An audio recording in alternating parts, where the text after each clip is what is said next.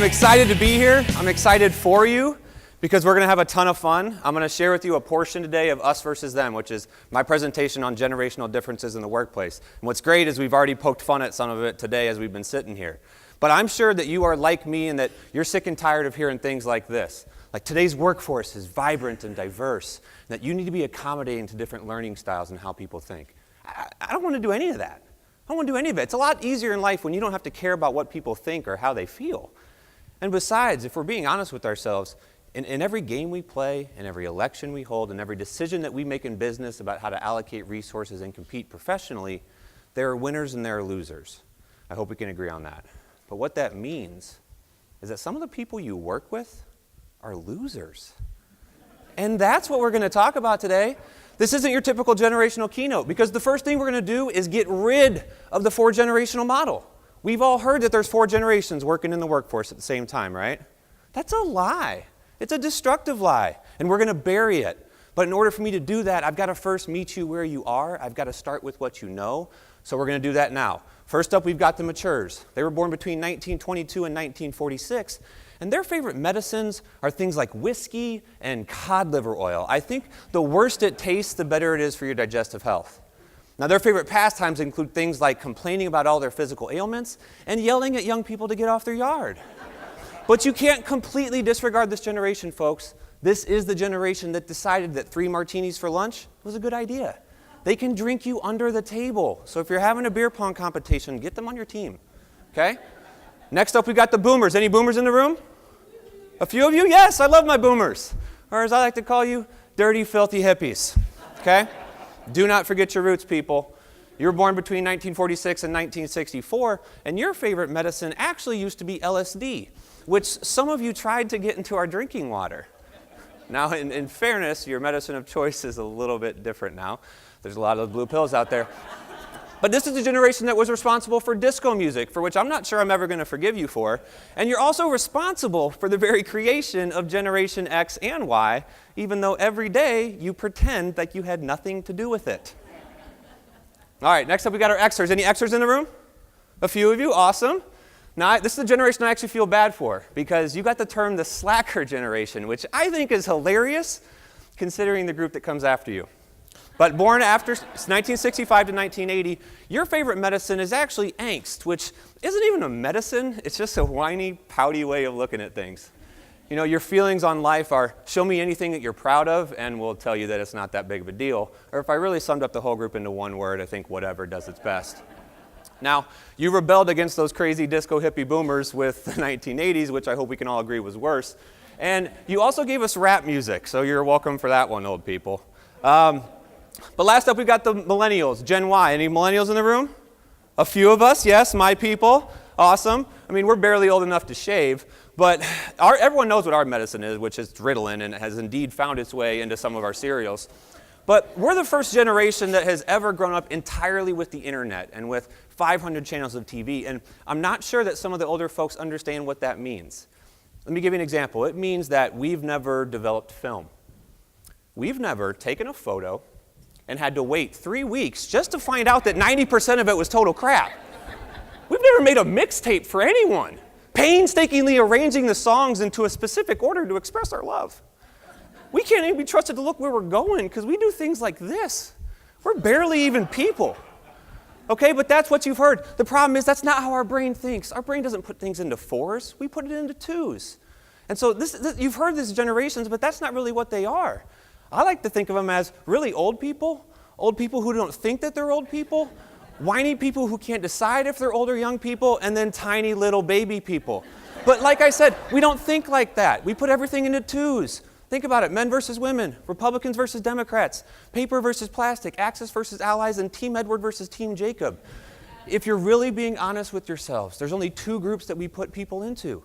They are either a young person or an old person, and that's it. If you've ever had trouble at work that you would attribute to generational differences, you've never said, well, I am a boomer just trying to understand the subtle nuances of the Gen X and the Gen Y mind. No. You either say, that punk kid has no idea what he's talking about, or that old fart should just retire. Okay, so now that we at least know what the groups actually are, we do have to figure out which one you're in. And so that's what I'm here to do. I've developed a comprehensive 11-question quiz that's going to tell you once and for all, are you a young or an old person? We don't have that time today, though, so I'm just going to show you a few. But let's get started here. Have you ever used a computer that required you to put a thing called a disk into a thing called a disk drive? A, yes. B, Matt, I don't recognize those words. Okay? Question number 2, do you occasionally walk from one room of your house, get to where you're going, and forget why you wanted to be there in the first place? A, yes. B, no. I'm anticipating a lot of yeses on that one. And last question as a sample would be, has a horse ever been a primary mode of transportation for you? A, yes. B, no. Simple question, simple answer. Now, in the full 11 version question, if all of your answers typically show up as A, then you're an old person. And if they show up as B, then you're a young person. But the great thing is if you are an old person who is struggling with some of your younger colleagues, I already know what you're thinking about them. They're lazy, unmotivated, no work ethic, more interested in Facebook than productivity, and can't be left in charge of any major decisions. And if you're a young person struggling with one of your older colleagues, I know what you think about them. They're out of touch, stuck in their ways, terrified of change, and technologically incompetent. The goal of us versus them is to bridge the divide. So after we've spent ample amount of time making fun of everybody equally, then we're going to try to dive into why people are the way that they are. And we're going to look at it through the lens that people can relate to. Fashion, music, pop culture, so that they don't have to go out and get a PhD in psychology to understand all these 4 different generations. Now, we don't have much time today, so I'm only going to go through one for each side, but it'll give you a sense for what your audience will walk away with. Now, first up, we've got our young people. Okay, so young people, up here, I got a photo of my brother Jeff.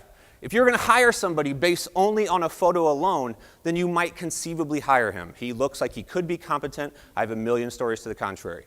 But I also think that your opinion of him would change drastically if the only thing that you knew about Jeff was his 9th grade yearbook photo.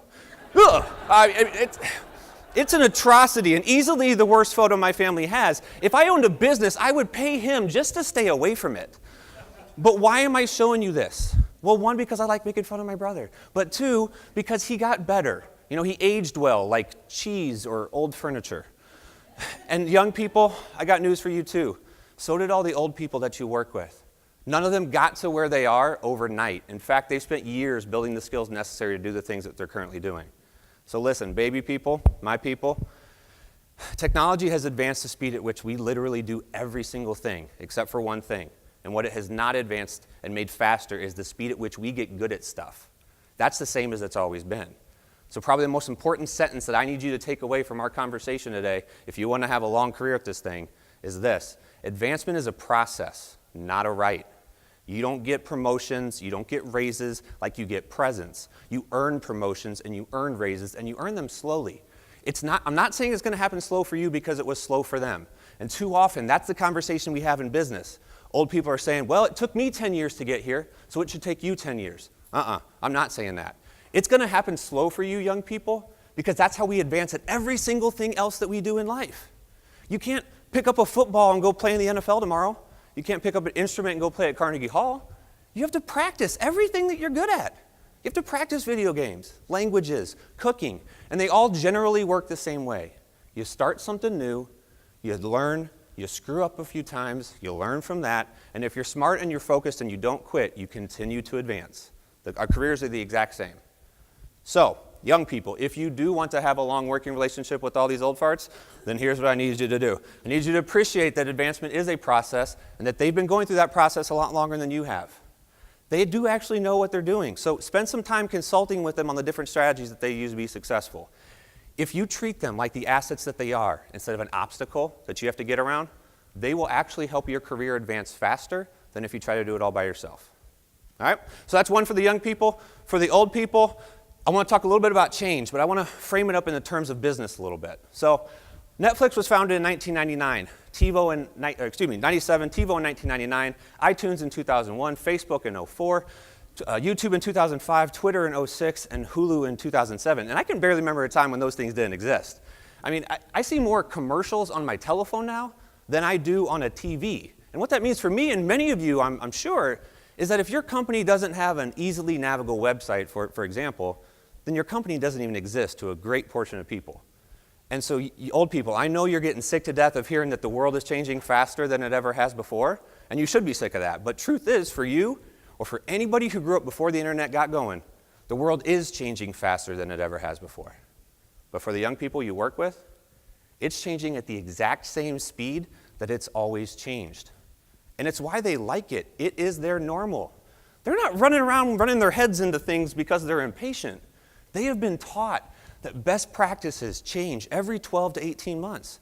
And in fact, if they don't, then companies like this come in and completely disrupt your industry.